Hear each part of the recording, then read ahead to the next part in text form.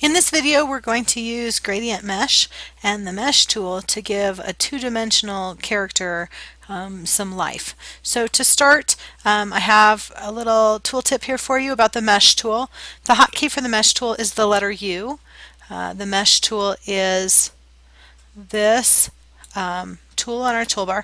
It does not have a flyout, so we can't pull it out and use it in our area. If we use the Option key, it will remove a mesh point or a mesh line. We'll look at that in more detail momentarily. And Shift will allow you to move a point along a mesh line. So to start, I'm going to zoom into the head of our onion bear character here. And I'm going to select the head. There are two ways to make to create a gradient mesh. We're going to start with the one that's on the menu. So if you go to Object, there's a Create Gradient Mesh option. And if we click that option, what's going to happen is we'll get a dialog box. By default, the settings are 4 rows, 4 columns, a flat appearance, so that means it's not going to change any of our colors. And so if I click Preview, you'll see that Illustrator determines where it thinks these mesh lines would go. And so I'm going to go ahead and make a few quick changes. I'm going to change the highlighting to the center. Notice when I do that, I now have a white highlight area that goes right down the center of my shape. I can reduce that highlight or down to a lower percentage, and it'll give me a smaller change in the color tone. I also can add rows or add columns to my gradient mesh as I see fit. In this case, I'm going to go about 7 rows and 7 columns and a 50% highlight, and I'm going to go ahead and click OK. Now when I click off of, we'll notice a couple of things. Number one, I used to have a path. Let me undo that so that we can see exactly what we had originally. So if I do, I'm going to do Control Z. I'm on a PC. If it was a Mac, you'd do Command Z, and that's going to undo our object there. Undo Create Mesh. There we go. And we'll zoom out just a little bit so we can get our head back in there. So that's going to give us, I want you to notice we're on our path here, and when I go back to that object, Create Gradient Mesh, and click OK, it retains the settings that you used the last time. So I'm going to go ahead and click OK. Notice that this changes from a path, now it says Mesh. This is a completely different element than paths or type. It does have kind of a mind of its own. In order to get out of a mesh, other than the undo option, if you need to create that shape again, the way that I recommend doing that is Object, Path, Offset Path, and setting the offset path to 0. When you do that, what will happen is Illustrator will make a new path based on that shape, and in this case it has no fill and just a black stroke, but I can go ahead and fill it with some color so that you can see that that path then is the same shape. So if you need your path back, that's how you're going to get it back. Object, Path, Offset Path, and set it to 0. But we have our original mesh here now to start with. And we'll notice a few things about a mesh. Number one, we have a number of grid lines that create rows. Rows are horizontal, and columns that are vertical. At the intersection of each of these row and column lines is an anchor point. When we're working with the mesh tool, we'll use a combination of the mesh tool, and that'll allow us to add or subtract from the mesh itself, and then the direct selection tool, the white arrow tool. The hotkey for that tool is the letter A on your keyboard. This tool will allow us to select anchor points directly, and when we have an anchor point selected, we can do a number of things. Number one, we can select a color from our swatches menu and change the gradient from that point going outward into each of the 4 quadrants or the 4 grid squares that are related to this anchor point. So in this case I'm going to choose a darker brown. Notice that that gets a darker shade there. And also, number 2, each of these anchor points has its own set of directional control handles.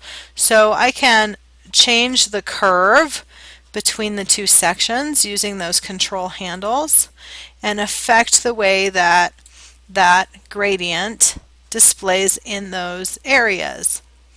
Also, number 3, the thing I can do is move this anchor point. So by moving it, I change the shape of the area that is being affected by the gradient.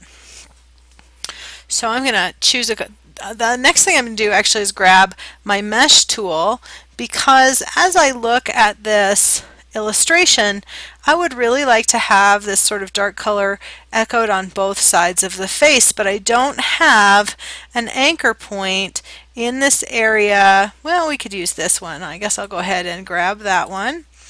And I'm going to change the color of it as well. So now I have that sort of darkened area. I'm going to change the curve here to affect the way that it lays down on the area. So I have darker area here, darker area of here. I'd like to choose these anchor points right along this line. If I hold down the Shift key with my direct selection tool, I can choose multiple anchor points simultaneously. And what I'm going to do is change those anchor points as well. Darken the color there. So now I have a more pronounced sort of ridge in the ears.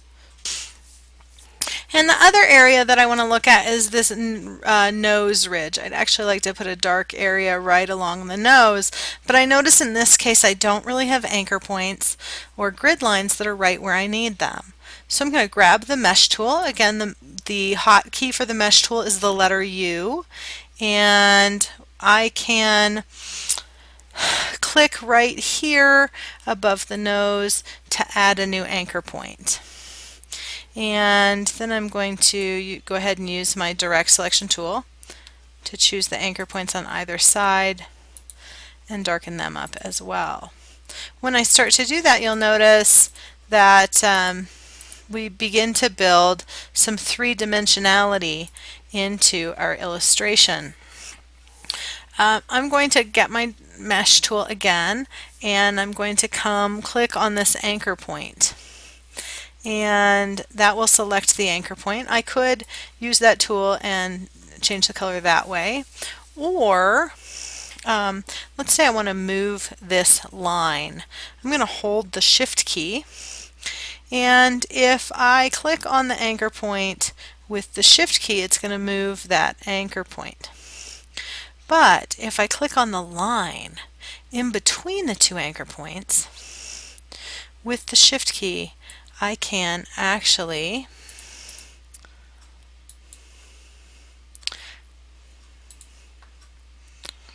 move the line itself, assuming that Illustrator wants to play nice with me today. So there's the line. I'm holding the Shift key. I'm going to click on the line. There, we added one. And we added another one.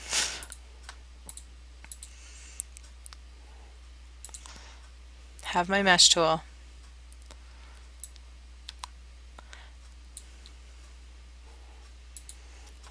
I'm going to grab an anchor point. I'm going to select the anchor point actually with the direct selection tool, grab my Shift key, and then I can move that anchor point independent of the line itself, either horizontally or vertically along that mesh point.